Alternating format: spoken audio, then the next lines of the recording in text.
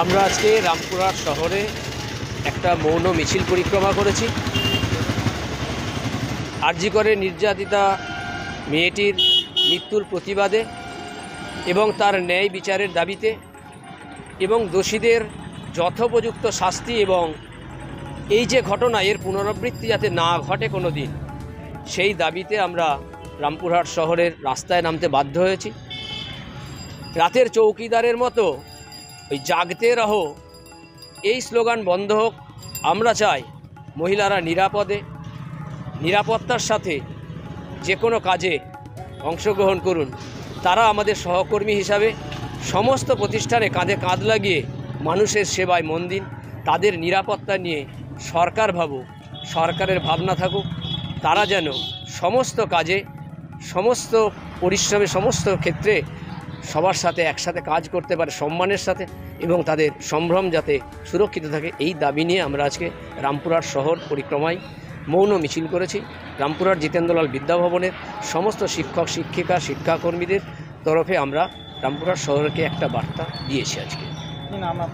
আমার নাম মেঘদূত রায়, রামপুরহাট জিতেন্দ্রলাল বিদ্যাভবনের সহকারী প্রধান শিক্ষক।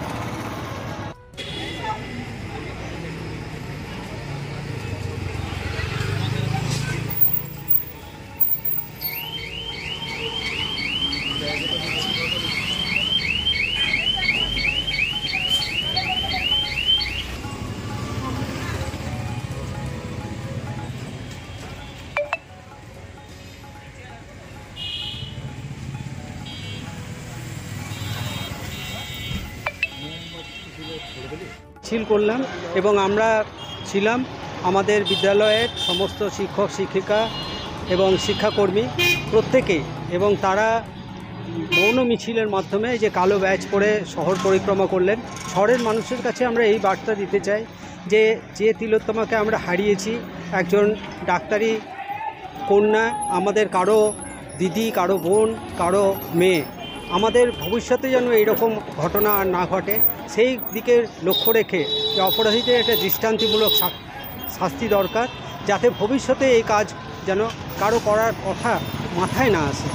আমরা এইটুকুই বার্তা দিতে চাই, আমাদের জনগণের মাধ্যমে এই বার্তাটা ছড়িয়ে পড়ুক এবং প্রত্যেকেই যেন মনে মনে আমাদের সাথে এই সহযোগিতাটা করেন। আমার নাম দেবাশিস দা, সহশিক্ষক, রামপুরহাট জিতেন্দ্রলাল বিদ্যাভবন।